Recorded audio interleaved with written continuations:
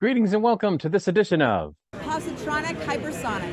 I'm Barry P. Cook, and I want to talk to you about the Marvels. You know, I always say that it's good to be a journalist with a growing YouTube channel, and it's true. I was able to catch the Marvels at a pre-release screening, and this is my recap and review of the film. So, as it starts, we learn that the collapse of the Supreme Intelligence, which is the entity that Captain Marvel destroyed some point after the events of the original Captain Marvel film, led to a civil war among the Kree species on their homeworld of Hala. And as a result, the planet became barren and lost its atmosphere, its oceans dried up, and its sun went dormant. We're introduced to a character called Dar-Benn. She's the new leader of Kree, and she retrieves one half of the pair of quantum bands from what looked like Earth's moon. It was buried there by ancient folks. And of course, Kamala Khan, Miss Marvel, has the other one, the other half of the pair. But Dar-Benn didn't know that. She expected both to be in the same place when they weren't. Anyway, she harnesses the power of the one band by pairing it with her staff, called the Universal Weapon, and she uses it to tear apart a jump point in space. And the anomaly that resulted from that is discovered by Sword. While this is happening, Nick Fury, who now resides at the Saber space station, is hosting peace talks between the Kree and the Skrull Empire. Fury calls in Carol Danvers and Monica Rambeau to investigate a jump point anomaly near Saber.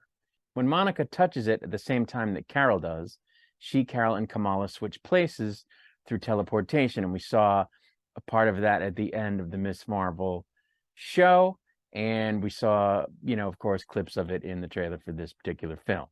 The switching ends up resulting in the three different heroes fighting Kree enemies in different places over the course of several minutes or hours, leaving the Khan's house destroyed in the process because part of the battle takes place there. As the three women return to their original places, Nick Fury and Monica visit Kamala on Earth. As Kamala demonstrates her powers, even though they told her not to, she switches places again with Carol. When Carol flies away, afterwards, she switches place with Kamala in midair, and Monica has to learn to fly on the fly to save her from crashing to the ground and dying. Three of them surmise that the light-based powers that they each have are linked through quantum entanglement, and that they switch places when they use their powers. They join up at a Skrull refugee colony on the planet Tarnax, where talks of resettlement have dissolved. Dar-Benn rips open another jump point, which siphons the atmosphere of Tarnax over to Hala to try and restore its air, which it does actually.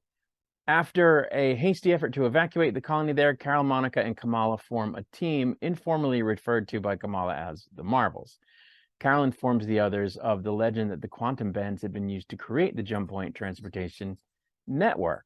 The three became entangled due to their mutual contact with its energy when Dar-Benn disrupted it, with Dar-Benn's repeated rupturing of jump points causing instability to the network and endangering the universe. Between the three of them, they figure out that Dar-Benn is next going to try to steal an ocean from the planet Aladna, where it turns out that Carol, at some point when she was away from Earth, married a prince as a favor to help solidify a political situation, and where everybody communicates in song.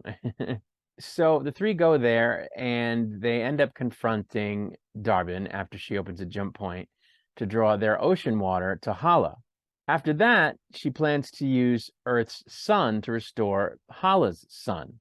The Marvels fight and subdue Dar-Benn, but she steals Kamala's band in the process and uses both bracelets together to tear open another hole in space. Doing this results in her death and leaves behind an opening into the multiverse. After Kamala reclaims both bands, she and Carol use their combined powers to energize Monica, allowing her to close the hole from the other side, but leaving her stranded in the process. Carol then flies into Hala's sun and uses her power to restore it.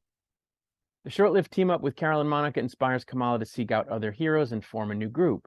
She meets up with Kate Bishop and discusses recruiting others, such as Cassie Lang, Ant-Man's daughter. In a mid-credit scene, Monica awakens in a parallel universe where she's greeted by an alternate version of her mother, Maria, who's still alive, and the mutant Beast. And that's where the film ends. So, you know, I enjoyed this movie. I don't think it was any great shakes. There wasn't anything terribly powerful about it or terribly groundbreaking about it, but it's an enjoyable film. The visuals are excellent. You know, there weren't any problems with the CGI that I noticed, unlike with The Flash, for example. You know, the young lady that plays Kamala Khan is just as charming in this film as she was on the show Miss Marvel, which I really enjoyed, as was her family, by the way. And I thought, you know, the other actresses did a great job as well. The actress that plays Monica Rambeau was good, just as she was in WandaVision. And I thought Brie Larson was excellent. And, you know, it's just an entertaining, middle of the road film, kind of like a 3 out of 5. Now, there are certain things I think they could have done better. I found it a little weird that Samuel L. Jackson was kind of in it as an afterthought, like he's there, but his part could have been played by anyone. You know, he doesn't do anything very Nick Fury-like through the whole movie that I noticed. He's kind of just, he was very generic. He came off as generic in this movie. I didn't remember there being in the MCU any kind of jump point network. So it's presented in this movie as something that's been in existence for a time. They don't say it's new. So why did we not hear of it before? Like, they don't sort of address that at all, and unless I'm forgetting that this thing existed before, which I don't think it did. I think they kind of just made it up and they don't explain it. So I wasn't thrilled about that. At one point, the Darwin character is exposed to the vacuum of space and doesn't die, and I wasn't sure why. Maybe because the power of the bracelet that she was wearing or the power of her universal weapon was protecting her, but that's never stated, so it was kind of strange. In the end, the second bracelet kind of just disappears after Kamala uses it. They don't tell you where it went unless I missed it, so I thought that was odd. And you know, at one point, Darben says that it's been 30 years since Hala went dark, or the sun went dark.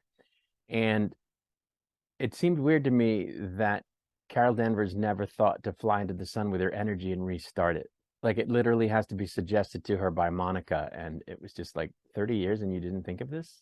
Also, did she not do anything? Like, there's a part in the movie where she talks about how she blames herself for what happened because she didn't realize that when she killed Supreme Intelligence that this was going to happen. But it's like, it's been 30 years. You didn't try to help them at all. It just seemed strange to me. It just, in other words, it would have been fine if it were a more recent thing, but it's something that she did right after the events of Captain Marvel, which is, you know, 30 years ago. So why was nothing done for these people all this time? It doesn't ruin the movie. It's just weird. You know, if you take the movie as it is, that the situation exists and this is, you know, what this woman is doing to try to fix it. And, you know, she ends up butting heads with the Marvels, and okay. But then there's this little part where you learn it's been 30 years and it's like, what? So it's kind of a meddling little thought in your head, but it doesn't ruin the movie. It's not like a plot hole. It's just weird, you know? But as I said, there's a lot to like. The actors each do a great job in their parts. Their chemistry is good. Visually, the movie is, you know, exciting. And they didn't reinvent the wheel, you know, but it's good. And there's some musical stuff, and I like musical stuff. And there's a good bit of humor. And like I said, Kamala Khan is a big point of it for me. She's very charming. She's kind of a strange character because she's still a kid, and at points she's full of this bravado and she wants to kick ass, and then other parts she whines like a baby when bad things happen because she's scared or whatever. And so she kind of goes back and forth between those like polar opposite emotional states. So it's a little strange, but again, it doesn't make the movie bad in any way. I don't think. It's not something that's really a negative in the film. It just, you know, shows you that she has a long way to go as far as she's come. You know what I'm saying? She still has a long way to go. And, you know, I like where they're going with this whole thing about a new team with Kate Bishop and, you know, Ant-Man's daughter.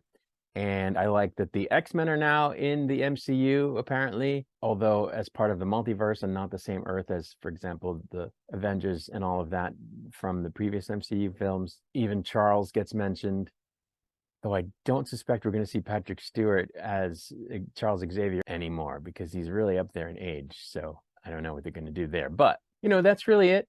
A good bit of action, a good bit of, family sort of heart, good chemistry between the characters. There's some fun humor, and it's just a decent movie. It's a solid 3 out of 5 if you ask me. No worse than that, no better. And there you go. I just hope we get to see more of these characters because I do like them, and I would be happy to see them in future projects, especially Kamala Khan, who I think is cool as hell, and it seems like we're going to, so that's awesome.